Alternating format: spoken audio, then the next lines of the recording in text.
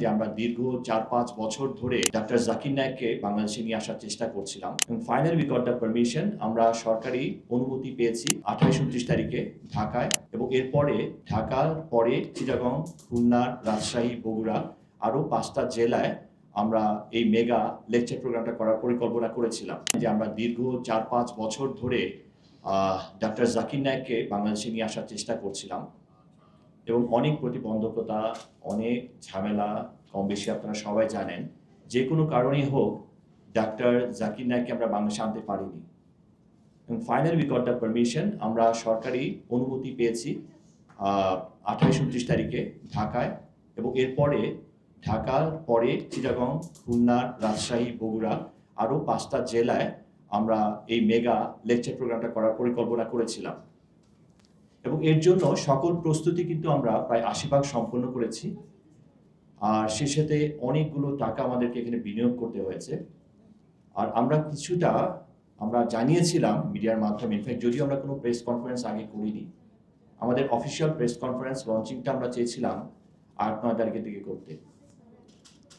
আমরা এটার জন্য মন্ত্রণালয়ের কাছে এবং বর্তমান পরিস্থিতির কারণে আমরা ত্রিমাত্রিক ট্রিপল প্রোটেকশন নিয়ে, যেহেতু বর্তমান দেশের পরিস্থিতি সবকিছু বিবেচনা করে আমরা সিকিউরিটি অ্যারেঞ্জমেন্ট করি এবং এটার জন্য প্রশাসনিকভাবে বাংলাদেশ আর্মি, পুলিশ সব বাহিনী থেকে আমরা অনেক সহযোগিতা পেয়েছি এবং এটার জন্য যে ধরনের সিকিউরিটি অ্যারেঞ্জমেন্ট দরকার সেটা এর আগে বাংলাদেশের কোনো ইভেন্টে এভাবে হয়নি যেভাবে আমরা পরিকল্পনা করেছিলাম, এবং প্রশাসনের কাছ থেকে আমরা দারুণ সহযোগিতা পেয়েছি এবং আমাদের এন্টায়ার সিকিউরিটি সিস্টেমটা আমরা বলবো ফুল প্রুফ ছিল।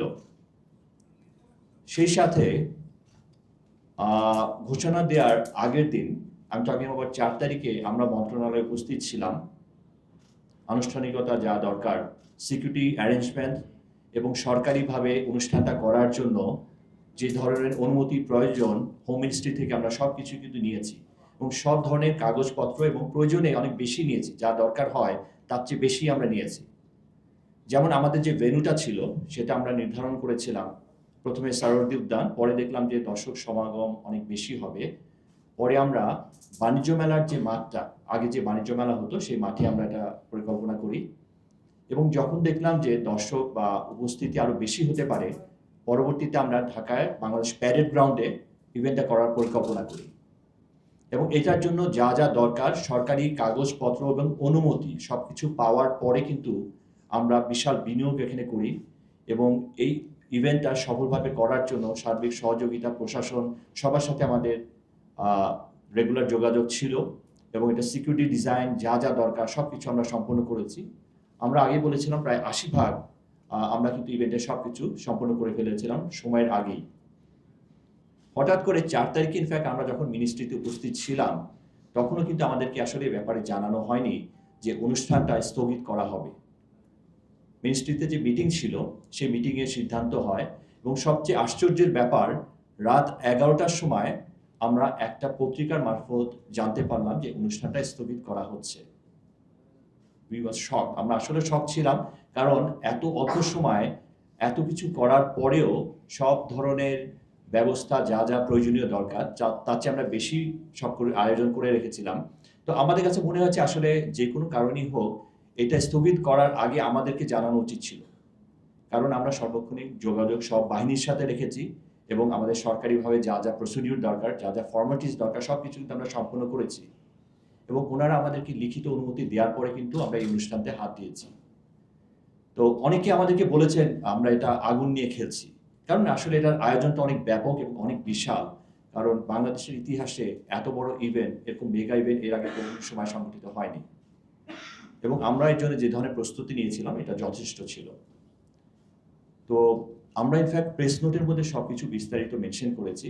তো যে কোনো কারণে হোক, সামনে নির্বাচন এবং নিরাপত্তাজনিত কারণে আমাদেরকে হোম মিনিস্ট্রি থেকে, স্বরাষ্ট্র মন্ত্রণালয় থেকে অনুষ্ঠানটা স্থগিত করা হয়েছে। আমরা এখনো বলছি না যে অনুষ্ঠানটা ক্যান্সেল করে দেওয়া হয়েছে, অনুষ্ঠানটা স্থগিত করা হয়েছে এবং আমার বিশ্বাস স্বরাষ্ট্র মন্ত্রণালয় থেকে ডাক্তার জাকির নায়েকের অনুমতিক্রমে আমরা পরবর্তী শিডিউলটা ঘোষণা করব, যেহেতু আমাদের অনেক বিশাল অলমোস্ট কোটি কোটি টাকা এখানে বিনিয়োগ হয়ে গেছে এবং সব ধরনের সরকারি ডকুমেন্টস, ইন্টারন্যাশনাল ডকুমেন্টস যা যা দরকার সবকিছু আমরা ব্যবস্থা করে তারপর আমরা হাত দিয়েছিলাম। এবং আমাদের এই ডাক্তার জাকির নায়েকের সাথে পিস টিভি সবাই মিলে 90 জনের উপর একটা টিম, ওনাদের 5 দরকার হোটেল বলেন, ইভেন লজিস্টিক সাপোর্ট বলেন, এন্টায়ার সেট আপ বাইরে থেকে আসার কথা ছিল এবং অনেক কিছু বাংলাদেশে চলেও এসছে এয়ারপোর্টে। তো সেই ক্ষেত্রে আমাদের প্রস্তুতি সেই লেভেলের ছিল যে আমরা অন্তত অনুষ্ঠানের 7 দিন আগে আপনাদের সবাইকে নিয়ে একটা ড্রাই রান দিতাম যে মেগা ইভেন্ট কোন লেভেলের হয়। আমরা সচরাচর মালয়েশিয়া বা ইন্দোনেশিয়া বা অন্যান্য কান্ট্রিতে ওনার লেকচার দেখে থাকি। তো আমাদের উদ্দেশ্য ছিল ওটাকে বিট করে একটি ডিফারেন্ট ভাবে এবং সম্পূর্ণ ব্যতিক্রম ধর্মী একটি অনুষ্ঠান বা লেকচার প্রোগ্রাম আপনাদেরকে উপহার দেয়া। তো যে কোনো কারণেই হোক, you people are smart enough to understand যে আমি কি বলতে চাচ্ছি, কেন ওই অনুষ্ঠানটা স্থগিত হয়েছে সেটাও আপনারা জানেন এবং আমরা এটা কাগজে সব আপনাদেরকে প্রেস নোটের মাধ্যমে দিয়েও দিয়েছি। তো আজকে আপনাদেরকে এটা আনুষ্ঠানিকভাবে জানানো যে অনুষ্ঠানটা আমরা করতে পারছি না এই মুহূর্তে, সরকারিভাবে এটাকে স্থগিত করা হয়েছে এবং আমরা সম্ভবত মার্চের দিকে সরকার অনুমতি দিলে আমরা সেম একইভাবে, যেহেতু সব ধরনের অ্যারেঞ্জমেন্ট রেডি হয়ে আছে, আমরা এই অনুষ্ঠানটা নির্বাচনের পরে হাত দেব। আর ডিটেইল প্রেস নোট আমরা আপনাকে দিয়ে দিয়েছি, আমাদের বক্তব্যটা বিস্তারিত সব এখানে দেওয়া আছে। আমাদের উপরে অনেক প্রেশার আছে, আপনারাও বুঝতে পারছেন। পত্রপত্রিকায় মোটামুটি সবই লেখালেখি হয়েছে, যদিও আমরা আনুষ্ঠানিকভাবে কোনো কিছু জানাইনি। দু একটা যা পত্রপত্রিকা বা ফেসবুকে আমরা দেখছি সবই কিন্তু বিচ্ছিন্নভাবে অনেক কিছু প্রকাশ হয়ে গেছে।